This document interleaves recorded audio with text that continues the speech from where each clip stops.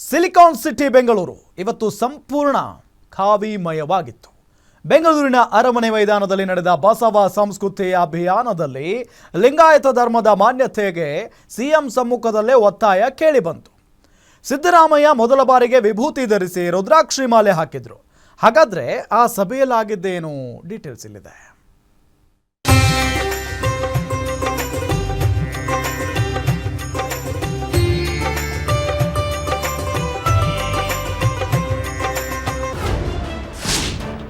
ರಾಜ್ಯದಲ್ಲಿ ಮತ್ತೆ ಪ್ರತ್ಯೇಕ ಲಿಂಗಾಯತ ಧರ್ಮದ ಕೂಗು. ಸಿದ್ದರಾಮಯ್ಯ ಎದುರಲ್ಲೇ ಮೊಳಗಿದ ಪ್ರತ್ಯೇಕ ಫೈಟ್ ಕಹಳೆ.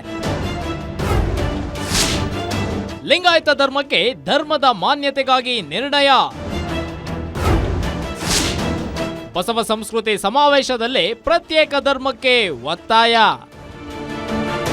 ಲಿಂಗಾಯತ ಮಠಾಧಿಪತಿಗಳ ಒಕ್ಕೂಟದ ವತಿಯಿಂದ ಬೆಂಗಳೂರಿನ ಅರಮನೆ ಮೈದಾನದಲ್ಲಿ ಇಂದು ಬಸವ ಸಂಸ್ಕೃತಿ ಅಭಿಯಾನದ ಸಮಾರೋಪ ಸಮಾರಂಭ ಅದ್ದೂರಿಯಾಗಿ ಜರುಗಿತು.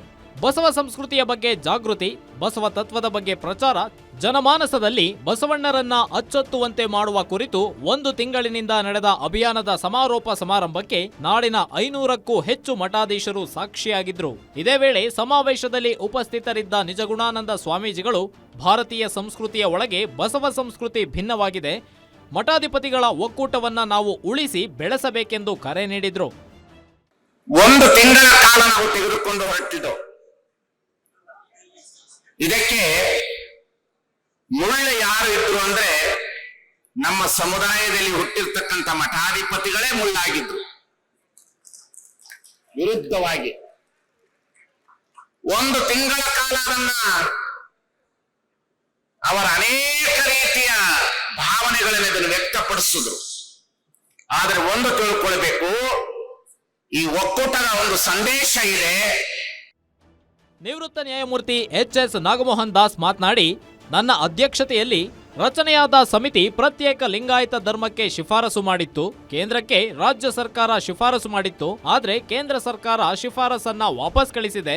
ಶತ್ರುಗಳನ್ನ ಹೆಗಲ ಮೇಲೆ ಕೂರಿಸಿಕೊಂಡು ಹೋರಾಟ ಮಾಡಿದ್ರೆ ಆಗಲ್ಲ, ಶತ್ರುಗಳನ್ನ ಹೊರಗಿಟ್ಟು ಹೋರಾಟ ಮಾಡಬೇಕು ಎಂದ್ರು. ಕರ್ನಾಟಕ ಸರ್ಕಾರ ನನ್ನ ಅಧ್ಯಕ್ಷತೆಯಲ್ಲಿ ನೀಡಿರ್ತಕ್ಕಂಥ ಆಯೋಗದ ವರದಿಯನ್ನ ಒಪ್ಪಿ ಕೇಂದ್ರ ಸರ್ಕಾರಕ್ಕೆ ಶಿಫಾರಸು ಮಾಡಿತ್ತು. ಯಾವುದೇ ಸಕಾರಣ ನೀಡದೆ ಕೇಂದ್ರ ಸರ್ಕಾರ ರಾಜ್ಯ ಸರ್ಕಾರದ ಶಿಫಾರಸನ್ನು ಹಿಂದಿರುಗಿಸಿದೆ. ಸ್ಪಷ್ಟನೆಯನ್ನು ನೀಡಿ, ವಿವರಣೆಯನ್ನು ನೀಡಿ ರಾಜ್ಯ ಸರ್ಕಾರ ಕೇಂದ್ರ ಸರ್ಕಾರಕ್ಕೆ ಮತ್ತೊಂದು ಸಲ ಮಂಡಿಸಬೇಕು, ಲಿಂಗಾಯತ ಧರ್ಮನ ಧಾರ್ಮಿಕ ಅಲ್ಪಸಂಖ್ಯಾತರು ಎಂದು ಘೋಷಿಸಬೇಕು ಅಂತ ಮನವಿ ಮಾಡಬೇಕು ಅಂತೇಳಿ ನಾನು ರಾಜ್ಯ ಸರ್ಕಾರದಲ್ಲಿ ಒತ್ತಾಯ ಮಾಡುತ್ತಿದ್ದೇನೆ. ಬಸವ ಸಂಸ್ಕೃತಿ ಅಭಿಯಾನದ ಸಮಾರೋಪ ಸಮಾರಂಭದಲ್ಲೇ ಲಿಂಗಾಯತ ಮಠಾಧಿಪತಿಗಳ ಒಕ್ಕೂಟ 5 ನಿರ್ಣಯಗಳು ಕೈಗೊಂಡಿದ್ದು ವಿಶೇಷವಾಗಿತ್ತು. ಲಿಂಗಾಯತರೆಲ್ಲರೂ ಮೊದಲು ಭಾರತೀಯರು, ಲಿಂಗಾಯತ ಧರ್ಮ ಕನ್ನಡದ ಧರ್ಮ, ಧರ್ಮಕ್ಕಿಂತ ದೇಶ ಮೊದಲು ಹಾಗೂ ಬಸವಾದಿ ಶರಣರು ಸೇರಿ ಸ್ಥಾಪಿಸಿದ ಶ್ರೇಷ್ಠ ಧರ್ಮ ಲಿಂಗಾಯತ ಧರ್ಮ. ಭೌಗೋಳಿಕವಾಗಿ ನಾವೆಲ್ಲ ಹಿಂದೂಗಳೇ. ಬೌದ್ಧ, ಜೈನ, ಸಿಖ್ ಧರ್ಮಗಳಂತೆ ಲಿಂಗಾಯತರಿಗೆ ಸರ್ಕಾರಿ ಸವಲತ್ತುಗಳು, ಮೀಸಲಾತಿ ಸೌಲಭ್ಯ ದೊರೆಯಲು ಧರ್ಮ ಮಾನ್ಯತೆ ಬೇಕೆಂಬ ನಿರ್ಣಯವನ್ನ ಅಂಗೀಕರಿಸಲಾಯಿತು.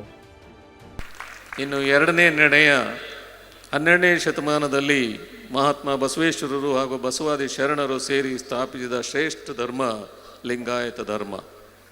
ಭೌಗೋಳಿಕವಾಗಿ ನಾವೆಲ್ಲ ಹಿಂದೂಗಳೇ. ಬೌದ್ಧ, ಜೈನ, ಸಿಖ್ ಧರ್ಮಗಳಂತೆ ಲಿಂಗಾಯತರಿಗೆ ಸರ್ಕಾರಿ ಸವಲತ್ತುಗಳು, ಮೀಸಲಾತಿ ಸೌಲಭ್ಯ ದೊರೆಯಲು ಧರ್ಮ ಮಾನ್ಯತೆಗೆ ನಿರಂತರ ಜಾಗೃತಿ ಮುಂದುವರಿಸುವುದು. ಬಸವ ಸಂಸ್ಕೃತಿ ಅಭಿಯಾನಕ್ಕೆ ಸಾಕ್ಷಿಯಾಗಿದ್ದ ಸಿಎಂ ಸಿದ್ದರಾಮಯ್ಯ ಸಮಾರಂಭದುದ್ದಕ್ಕೂ ವಿಶ್ವಗುರು ಬಸವಣ್ಣರನ್ನ ಹಾಡಿ ಹೊಗಳಿದ್ರು. ಬಸವಣ್ಣನವರ ತತ್ವಗಳು ಎಂದೆಂದಿಗೂ ಪ್ರಸ್ತುತವಾಗಿವೆ. ನಮ್ಮ ಸಮಾಜದಲ್ಲಿ ಎಲ್ಲಿಯವರೆಗೆ ಜಾತಿ ವ್ಯವಸ್ಥೆ ಇರುತ್ತೋ, ಮೇಲು ಕೀಳು ಇರುತ್ತೋ, ಅಲ್ಲಿಯವರೆಗೂ ಬಸವಣ್ಣನವರ ತತ್ವಗಳು ಪ್ರಸ್ತುತವಾಗಿವೆ. ನಾನು ಸಹ ಬಸವಣ್ಣನವರು ಹಾಕಿಕೊಟ್ಟ ದಾರಿಯಲ್ಲೇ ನಡೆಯುತ್ತಿದ್ದೇನೆಂದ್ರು. ಬಸವಣ್ಣನವರು ಹೇಳಿದ್ರಲ್ಲ, ಮಾನವ ಸಮಾಜ ನಿರ್ಮಾಣ ಆಗಬೇಕು ಅಂತೇಳಿ. ಜಾತಿ ರಹಿತವಾದಂಥ, ವರ್ಗರಹಿತವಾದಂಥ ಸಮಾಜ ನಿರ್ಮಾಣ ಆಗಬೇಕು. ಅದು ಸಾಧ್ಯ ಆಗಬೇಕಾದ್ರೆ ಬಸವಣ್ಣವರು ನಡೆದಂಥ ದಾರಿನಲ್ಲಿ ನಾವು ನಡೀತಕ್ಕಂಥ ಪ್ರಯತ್ನವನ್ನು ಮಾಡಬೇಕು. ಬಸವಾದಿ ಶರಣರು ನುಡಿದಂತೆ ನಡೆದರು. ನಾವು ಕೂಡ ನುಡಿದಂತೆ ನಡೀತಕ್ಕಂಥ ಪ್ರಯತ್ನವನ್ನ ಮಾಡಬೇಕು. ನುಡಿದಂತೆ ನಡೆಯುವ ಪ್ರಯತ್ನವನ್ನ ಮಾಡಬೇಕು. ಅದಕ್ಕೋಸ್ಕರನೇ ಬಸವಾದಿ ಶರಣರು ಇವತ್ತು ಮುಖ್ಯ ಆಗ್ತಾರೆ, ಮುಂದಿನ ದಿನಗಳಲ್ಲೂ ಕೂಡ ಮುಖ್ಯ ಆಗ್ತಾರೆ ಅಂತಕ್ಕಂಥ ಮಾತುಗಳನ್ನು ಹೇಳಲಿಕ್ಕೆ ಬಯಸ್ತಾ ಇದ್ದೀವಿ. ನಾವು ಬಸವಣ್ಣವರ ಹೆಸರು ಹೇಳ್ತಕ್ಕಂಥ ಜನ, ಬಸವಾದಿ ಶರಣರ ಅನುಯಾಯಿಗಳು ಅಂತ ಹೇಳ್ತಕ್ಕಂಥ ಜನ ಮೊದಲು ಮಾಡಬೇಕಾಗಿರ್ತಕ್ಕಂಥ ಕೆಲಸ ನುಡಿದಂತೆ ನಡೀತಕ್ಕಂಥ ಪ್ರಯತ್ನವನ್ನ ಮಾಡಬೇಕು. ಬಸವ ಸಂಸ್ಕೃತಿ ಅಭಿಯಾನದ ಸಮಾರೋಪ ಸಮಾರಂಭದಲ್ಲಿ ಸಿಎಂ ಸಿದ್ದರಾಮಯ್ಯರಿಗೆ ಸ್ವಾಮೀಜಿಗಳು ವಿಭೂತಿ ಹಚ್ಚಿ ಸನ್ಮಾನ ಮಾಡಿದ್ರೆ, ಶಾಸಕ ಬಿಆರ್ ಪಾಟೀಲ್ ತಮ್ಮ ಕೊರಳಿನಲ್ಲಿನ ರುದ್ರಾಕ್ಷಿಯನ್ನ ಸಿದ್ದರಾಮಯ್ಯರಿಗೆ ಧರಿಸಿದ್ದು ವಿಶೇಷವಾಗಿತ್ತು. ಸಮಾರಂಭದಲ್ಲಿ ತುಮಕೂರಿನ ಸಿದ್ಧಗಂಗಾ ಮಠದ ಸಿದ್ಧಲಿಂಗ ಶ್ರೀಗಳು, ಚಿತ್ರದುರ್ಗದ ಮಾದರ ಚೆನ್ನಯ್ಯ ಸ್ವಾಮೀಜಿ, ಭೋವಿ ಮಠದ ಇಮ್ಮಡಿ ಪುಲಕೇಶಿ ಸ್ವಾಮೀಜಿ ಕೂಡ ಸಮಾವೇಶದಲ್ಲಿ ಭಾಗಿಯಾಗಿದ್ದು ವಿಶೇಷವಾಗಿತ್ತು. ವೀರೇಶ್ ದಾನಿ, ಪೊಲಿಟಿಕಲ್ ಬ್ಯೂರೋ, ಗ್ಯಾರಂಟಿ ನ್ಯೂಸ್.